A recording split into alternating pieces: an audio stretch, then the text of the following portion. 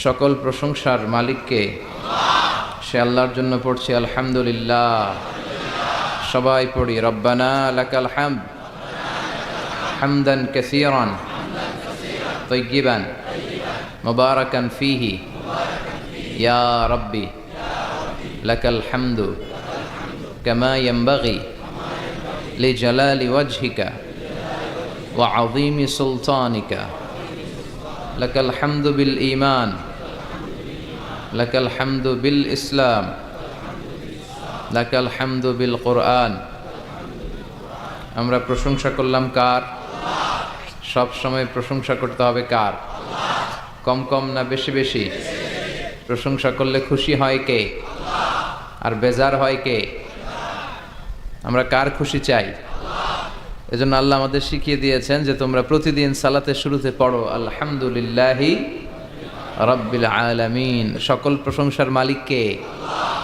আল্লাহ বলেন সব প্রশংসার মালিক হচ্ছে আমি আল্লাহ, এমন আল্লাহ যিনি হচ্ছেন রব্বুল আলামিন। যত জগৎ আছে সব জগতের রব। আমাদের রবের নাম কি? আমাদের কবরের প্রথম প্রশ্ন কি? মার রব্বুক, তোমার রবের নাম কি? আমরা কি বলবো? চিল্লায় বলেন আমাদের রব কে?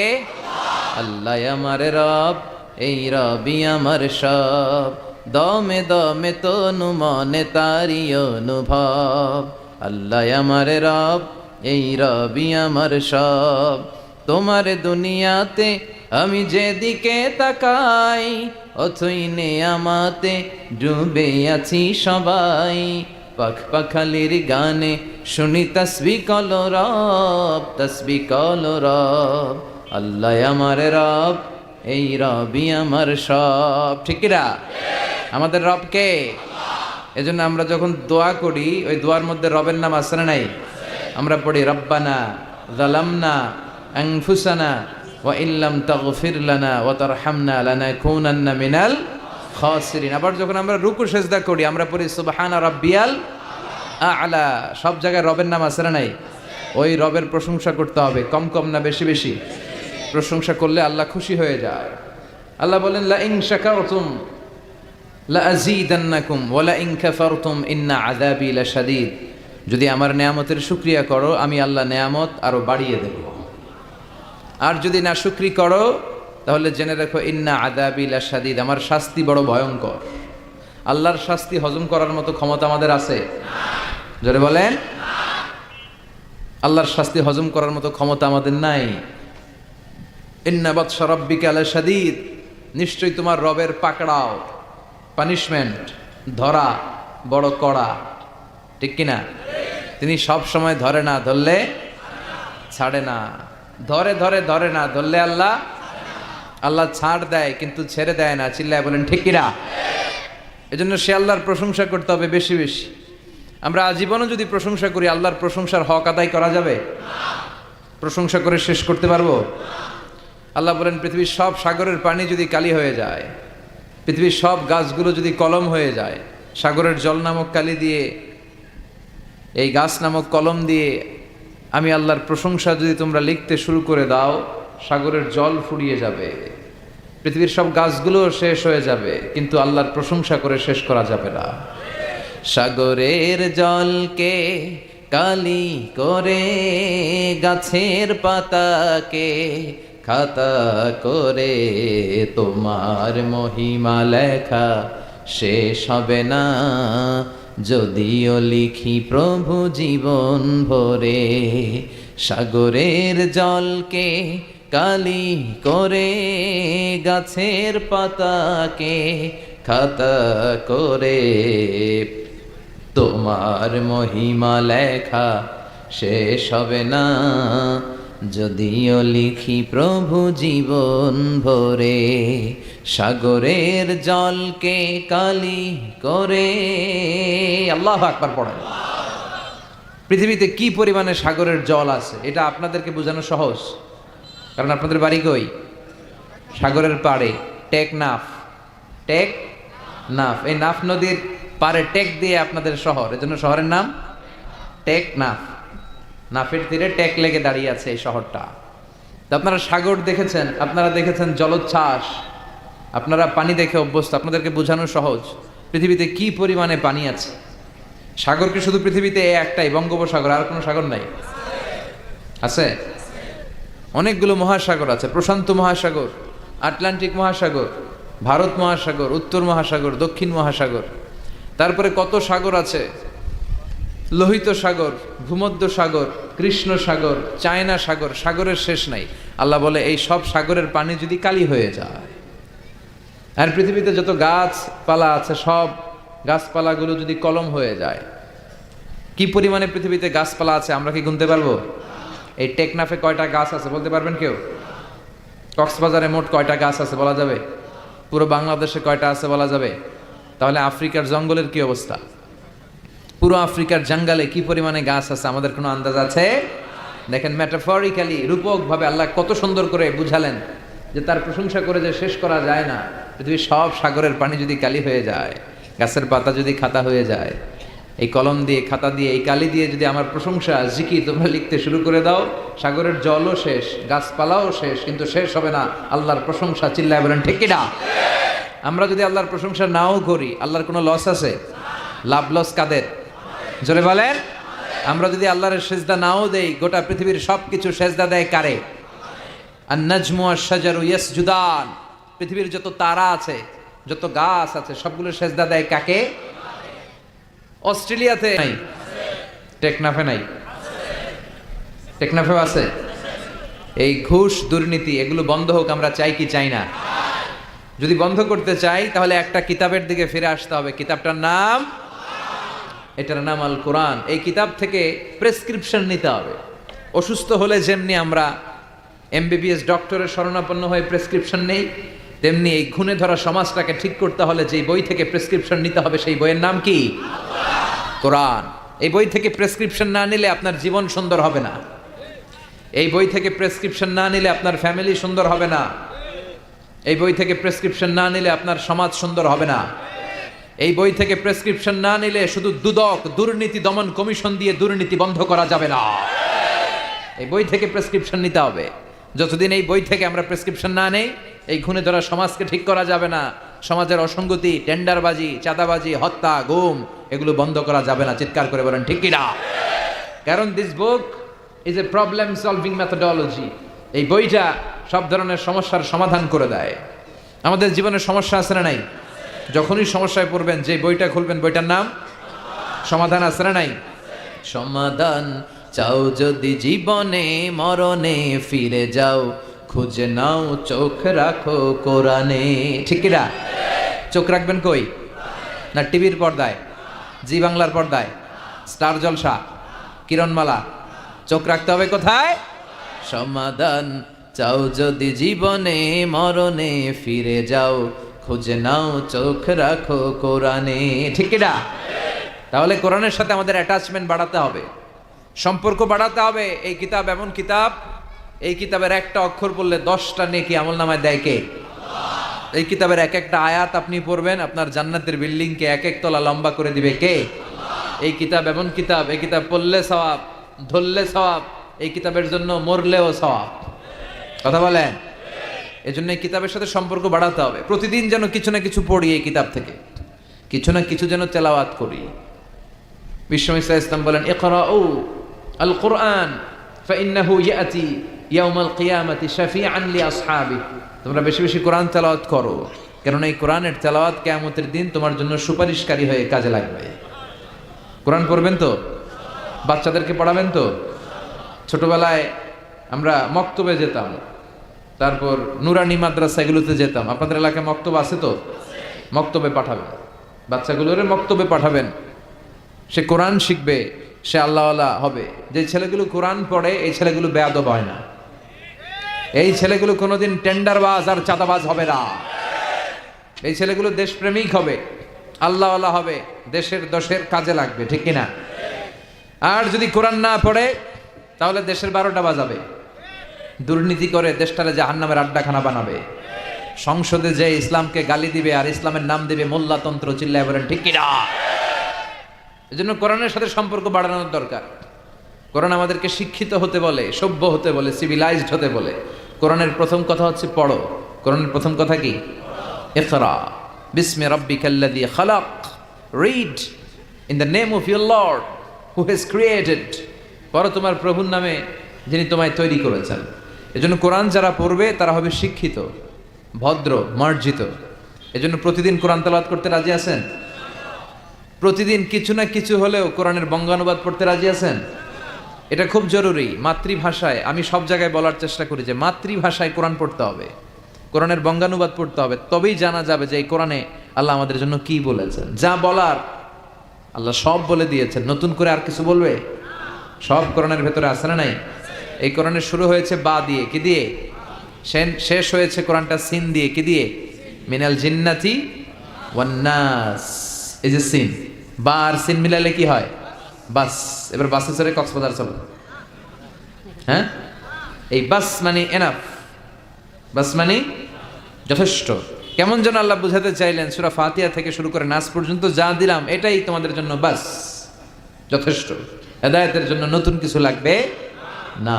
এই জন্য কোরআন and Sunnah hour way to জান্নাহ। এই কোরআন এবং বিশ্বনবীর সুন্নাহ এটাই আমাদেরকে জান্নাতে নিতে পারে, ঠিক কি না? আসুন কোরআন সুন্নাহ আমরা চর্চা করি, আমরা পড়াশোনা করি আর নিজেদেরকে আলোকিত করি। কোরআন পড়লে আপনাকে আলোকিত করবে কে? এই কোরআনে আলো আছে না নাই? এই কোরআনের নাম দিয়েছেন আল্লাহ নূর। কি নাম দিয়েছেন? কিতাবুন আনজালনাহু ইলাইকা লিতুখরিজান নাস মিনাজ যুলুমাতি ইলান নূর। ও Muhammad, my beloved messenger, I've revealed this holy and sacred book unto you in order to lead the mankind out of darkness into the light. ও নবী, কোরআনকে আমি পাঠিয়েছি এজন্য যে আপনি কোরআন দিয়ে অন্ধকারগুলোকে অন্ধকার থেকে টেনে আলোর পথে নিয়ে ছেড়ে দেবেন, জাহান্নাম থেকে বের করে জান্নাতে ঢুকিয়ে দিবেন। আলহামদুলিল্লাহ পড়েন। এজন্য আসুন কোরআনের সাথে আমরা সম্পর্ক বাড়াই এবং নিজেদের জীবনকে আলোকিত করি। আল্লাহ তুমি তৌফিক দাও। সময় আমাদের কম, কথা অনেক বেশি, আবার কথা খুব লম্বা চূড়া করাও ঠিক নয়। বিষ্ণু ঈসা ইসলাম বলেছেন, খুতাবুকুম তভিলা ও সলাওয়াতুকুম কসীরা। কিয়ামতের আগে তোমাদের খুতবা, বক্তব্যগুলো লম্বা হয়ে যাবে আর সালাতগুলো ছোট হয়ে যাবে। One of the minor signs before the day of judgment, your Islamic lectures will be very longer and your offering salah 5 times a day will be very shorter. কিয়ামতের আগে বক্তব্য হবে লম্বা চূড়া, কিন্তু নামাজ হবে খাটো খাটো। কথা কন, আছে না নাই?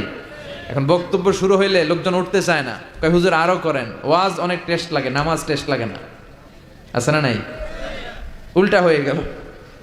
বক্তব্য হবে ছোটখাটো, অল্প সময়ের নাসিহাত, এটা ভালো। আর সালাতে যখন দাঁড়াবেন লম্বা সালাত পড়বেন। বিষ্ণু ঈসা ইসলাম যখন সালাতে দাঁড়াতেন, তিনি হাত বেঁধে নামাজ পড়তে পড়তে তাহাজ্জুদের সালাতে হাত ব্যথা হয়ে যেত, তখন বিষ্ণুনবী হাত ছেড়ে দিতেন। সুবহানাল্লাহ পড়েন। আবার যখন এনার্জি ফিরে পেতেন, শক্তি ফিরে পেতেন, আবার হাত বাঁধতেন, আবার খারাপ লাগলে ছেড়ে দিতেন। তার মানে হাত ছেড়ে দিল নামাজ হয়, ঠিক কিনা? কিন্তু উপরে বাঁধবে না নিচে বাঁধবে, এ নিয়ে কিলাকিলি আছে না নাই? টেকনাফে মনে হয় কিলাকিলি ঢুকে নাই?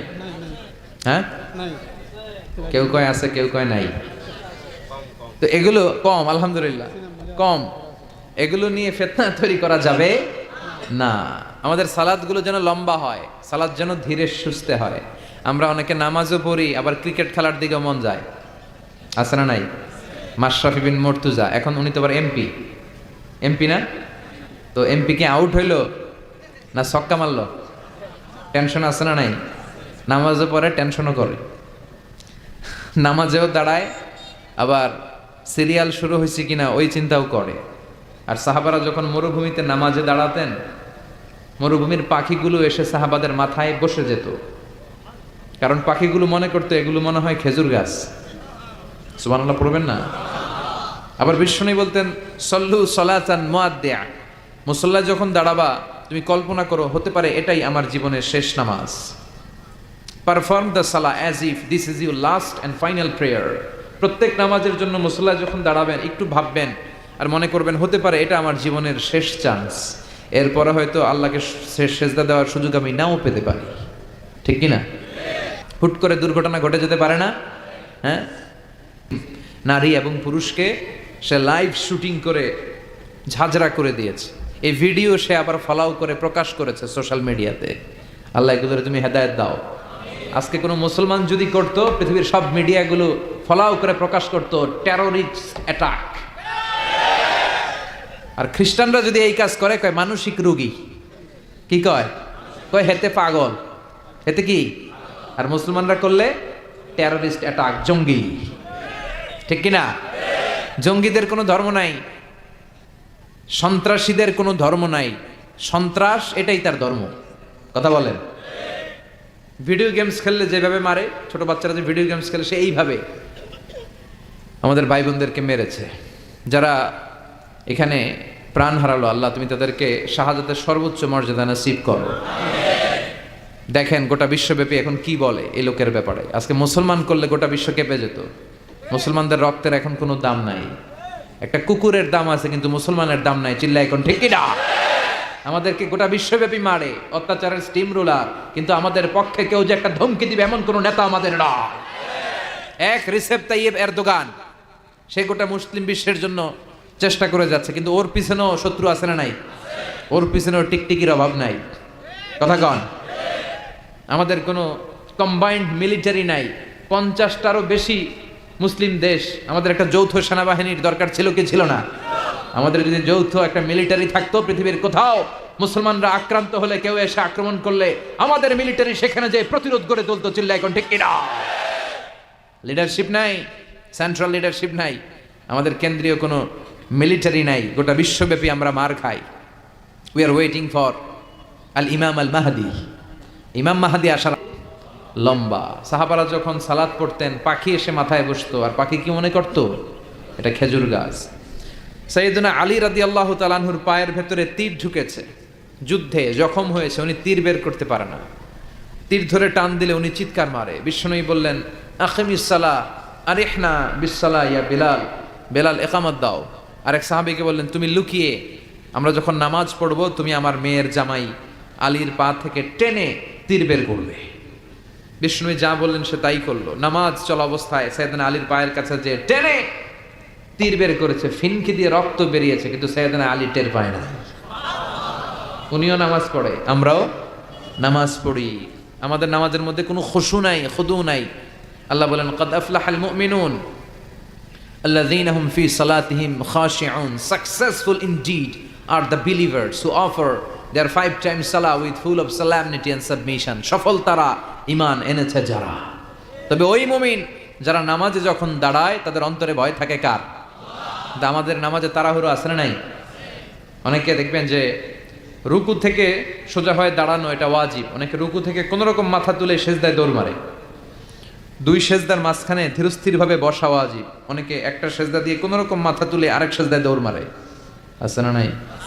টেকনাফে বোধহয় এগুলো নাই, আছে? এগুলো করা যাবে। ধীরস্থির ভাবে বিশ্বনবী সালাত পড়তে বলেছেন। এমনকি একামত দিয়েছে, জামাত শুরু হয়েছে, ওই জামাত ধরার জন্য দৌড়িয়ে যে নামাজ পড়া যাবে। নো রাশিং ইন সালাত, নো হ্যাস্টিনেস ইন সালাত। সালাতে তাড়াহুড়ো নাই, সালাতে আছে ধীরস্থিরতা, রিল্যাক্স। সালাত মানে কি?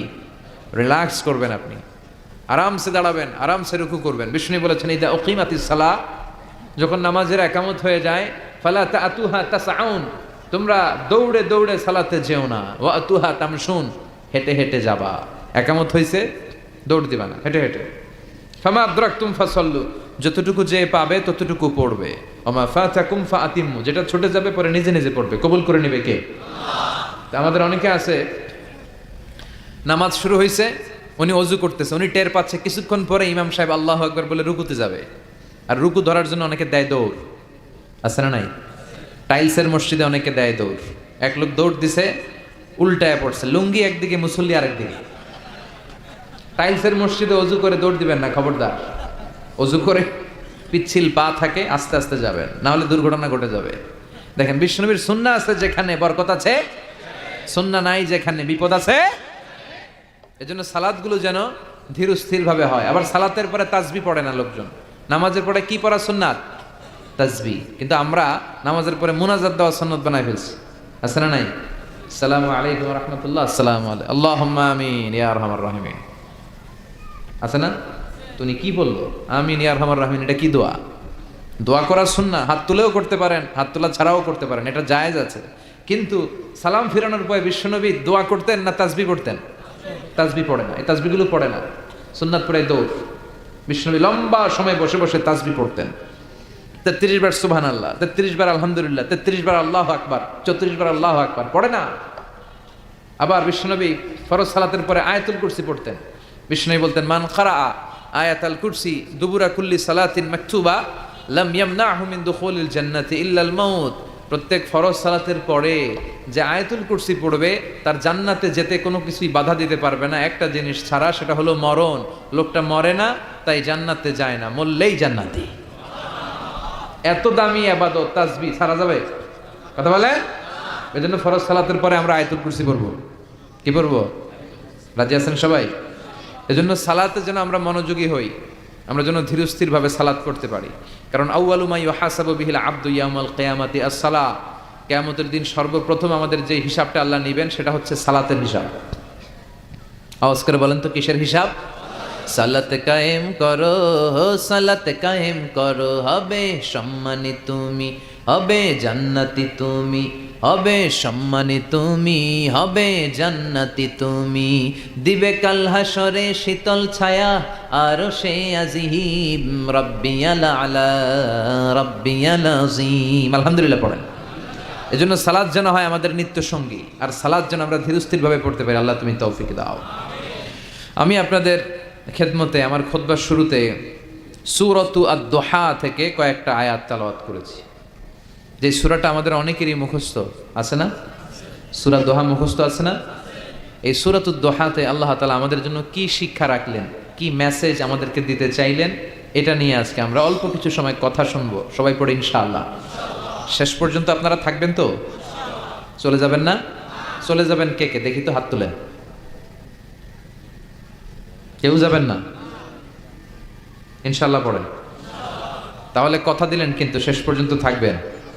থাকবেন? আচ্ছা, আমরা একসাথে বিদায় নিব। আর আজকে আমার এই বছরের শেষ মাহফিল। এই যে গত কয়েক মাস ধরে যে প্রোগ্রাম করতেছি, তাফসীর প্রোগ্রাম, আপনাদের টেকনাফির প্রোগ্রামের মধ্যে দিয়ে আমার প্রোগ্রাম শেষ। তো এই জন্য আসুন আমরা সূরাতু আদ-দুহা, এই সূরার ভেতরে আল্লাহ তাআলা আমাদেরকে কি মেসেজ দিতে চাইলেন, তথ্য উপাত্ত দিতে চাইলেন, শিক্ষা আমাদের জন্য রাখলেন, আমরা দেখার চেষ্টা করি। সূরাতু আদ-দুহা এটা কোরআনের একটা মোটিভেশনাল সূরা, অনুপ্রেরণাদায়ক সূরা। আমরা অনেকে হতাশায় ভুগে থাকি, এজন্য আল্লাহ হতাশ মানুষদের জন্য এই সূরাটা নাজিল করলেন। সুবহানাল্লাহ পড়েন। এই পুরো সূরা জুড়ে আল্লাহ তাআলা বিশ্বনবীর ব্যাপারে অনেক কথা বলেছেন, বিশ্বনবীকে সান্ত্বনা দিয়েছেন। শুরুতেই আমরা জেনে নেই এই সূরার সেন্ট্রাল থিম বা কেন্দ্রীয় আলোচ্য বিষয় কি। এই সূরার কেন্দ্রীয় আলোচ্য বিষয় হচ্ছে হতাশ হওয়া যাবে না। মুমিন কখনো হতাশ হয়? ভরসা রাখে কার উপর? লা তাইআসু মির রাউহিল্লাহ ইন্নাহু লা ইয়াইআসু মির রাউহিল্লাহি ইল্লাল কওমুল কাফিরুন। তোমরা নিরাশ হয়ে যেও না, হতাশ হবে না। কাফেররা, মুশরিকরা, নাস্তিকরা ছাড়া কেউ হতাশ হয় না। মুমিনরা কখনো নিরাশ হয় না, কারণ মুমিনের ভরসার আর আশার একটা জায়গা আছে না নাই? মুমিনের আশার জায়গাটার নাম কি? চিল্লায় বলেন। আমরা বিপদে পড়লে বিপদ থেকে মুক্ত করে কে? অসুস্থ হলে সুস্থ করে কে? কেউ যেটা পারে না পারে কে? কেউ যেটা দেখে না দেখে কে? কেউ যেটা দেয় না দেয় কে? সে আল্লাহ বললেন এই সূরার ভেতরে আমি তোমাদের জন্য অনুপ্রেরণা রেখেছি। এই সূরার কেন্দ্রীয় কথা হচ্ছে হতাশ হবে না, নিরাশ হবে না, হাল ছেড়ে দিও না, ভরসা রাখো কার উপর? চিল্লায় বলেন কার উপর? মুমিন কখনো হতাশ হয়? Every time you feel like you cannot go on, you feel so lost that you are so alone, don't despair and never lose hope, 'cause Allah is always by your side. Inshallah, inshallah, inshallah, you will find your way. Inshallah, inshallah, inshallah, you will find your way.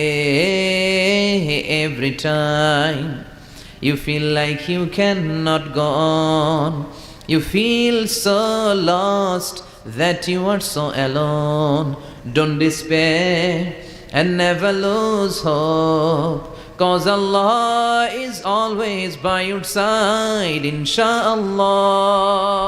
inshallah, পড়েন ইনশাআল্লাহ you will find a way, ইনশাআল্লাহ ইনশাআল্লাহ ইনশাআল্লাহ you will find your way। আলহামদুলিল্লাহ পড়েন। Never lose hope, আশা ছেড়ে দিও না, ভরসা রাখো একজনের উপর, তিনি কে? You will find your way, তুমি তোমার রাস্তা খুঁজে পাবে, আর তোমাকে রাস্তা দেখাবে কে? এই সূরাটা যারা হতাশ তাদের জন্য আশার আলো হয়ে, আশার মশাল হয়ে জ্বলতে থাকবে কিয়ামত পর্যন্ত, ঠিক কিনা? আমরা কখনো হতাশ হই না, আমরা কখনো নিরাশ হই না, আমরা কখনোই হাল ছেড়ে দেই না, আমরা ভরসা রাখি একজনের উপর, তিনি কে? এই সূরার ভেতরে আল্লাহ আমাদেরকে অনুপ্রেরণা জাগালেন, মোটিভেশন দিলেন। এটা মোটিভেশনাল সূরা। দেখবেন এই সূরাটা পড়লে আপনি আরো উজ্জীবিত হবেন, আপনার মনে হবে যে আমার কেউ না থাক, আমার আছে কে? উনি থাকলেই চলবে, ঠিক কিনা? তিনি আমাদের ওয়াকিল, তিনি আমাদের কাফিল, তিনি আমাদের ওয়ালি, তিনি আমাদের গার্ডিয়ান, তিনি আমাদের অভিভাবক, আর তিনি থাকলেই চলবে, আর কাউকে লাগবে না। এই সূরাটা নাজিলের একটা ব্যাকগ্রাউন্ড আছে, শুনবেন? শানে নজুল, কোন প্রেক্ষাপটে এই সূরাটা নাজিল হলো, তাফসীর বোঝার আগে আগে ওইটা জানার দরকার আছে না নাই? এটা মাক্কি সূরা। এই সূরাটা কি সূরা? মাক্কি সূরা। মক্কায় যখন বিশ্বনবীর কাছে কোরআনের আয়াত নাজিল হতে লাগলো, বিশ্বনবী এই আয়াতগুলো মানুষের কাছে পৌঁছে দিতে লাগলেন, শেয়ার করতে লাগলেন। যাই নাজিল হয় বিশ্বনবী শেয়ার করে, সকালে নাজিল হলে শেয়ার করে, দুপুরে নাজিল হলে শেয়ার করে, রাতে নাজিল হলে শেয়ার করে। কিন্তু হঠাৎ করে কোরআন নাজিল হওয়া বন্ধ হয়ে গেল। বন্ধ করে দিলেন কে? এখন কোনো আয়াত নাজিল হয় না, বিশ্বনবী শেয়ার করতেও পারে না, বিশ্বনবী চুপচাপ, কারণ বিশ্বনবী মন গড়া কিছু বলেন না। আল্লাহ বলেন, ইয়া আইয়ুহার রাসূল বাল্লিগ মা উনজিলা ইলাইক, যা নাজিল হয় আপনি পৌঁছে দেন। বিশ্বনবী পৌঁছে দিতেন, কিন্তু এখন আর নাজিল হয় না। বিশ্বনবী কোরআনের আয়াত নাজিল করা বন্ধ করে দিলেন, বিশ্বনবী বিপদে পড়ে গেলেন। বিশ্বনবী মনে মনে ভাবলেন, কি রে, আয়াত নাজিল হয় না কেন? কোনো বর্ণনায় এসেছে 1 মাস, কোনো বর্ণনায় এসেছে 3 মাস, কোনো বর্ণনায় এসেছে 6 মাস বিশ্বনবীর কাছে কোরআনের একটা আয়াত নাজিল হয় নাই। এই অবস্থা দেখে কাফির মুশরিকরা হাসাহাসি শুরু করে দিল। তারা বলতে লাগলো, মুহাম্মদ তোমার আল্লাহ তোমারে ভুলে গেছে, তোমার আল্লাহ তোমারে ছেড়ে দিয়েছে, তা না হলে তোমার কাছে কোরআনের আয়াত আসে না কেন?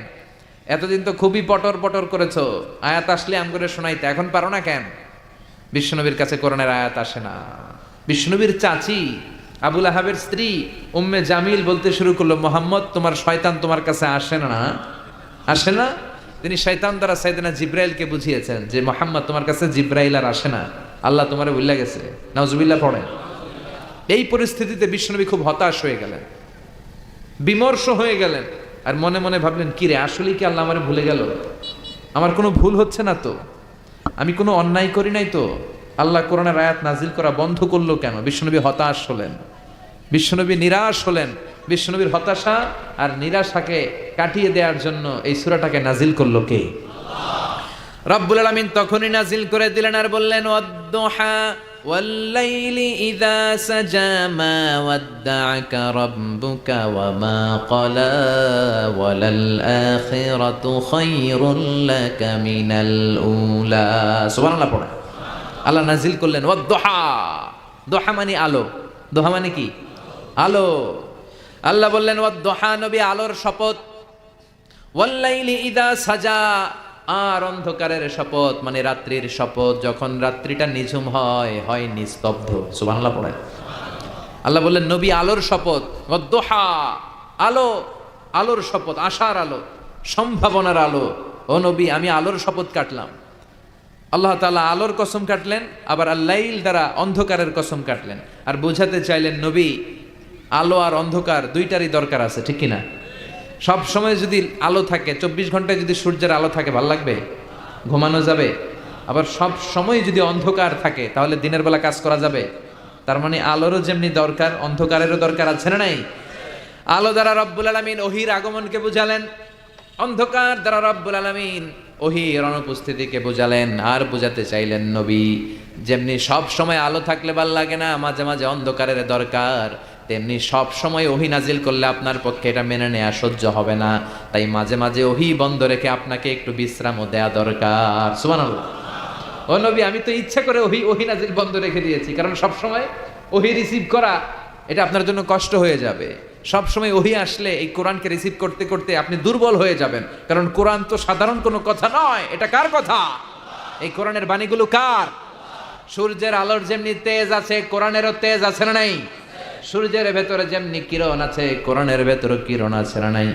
আল্লাহ বললেন, লাউ আনজালনা হাযাল কুরআনা আলা জাবালিন লারাআইতাহু খাশিআম মুতাসাদ্দিআম মিন খাশিয়াতিল্লাহ। ও নবী, কোরআনকে মানুষের উপর নাজিল না করে বিশাল বিশাল বড় বড় পাহাড়ের উপর যদি আমি নাজিল করতাম, আপনি দেখতেন কোরআনের ভায়ার ভরে পাহাড়, বড় বড় পাহাড়গুলো ভেঙে ভেঙে চূর্ণ বিচূর্ণ হয়ে খান খান হয়ে গিয়েছে গো নবী। সুবহানাল্লাহ পড়ে। এটা সাধারণ কিতাব নয়।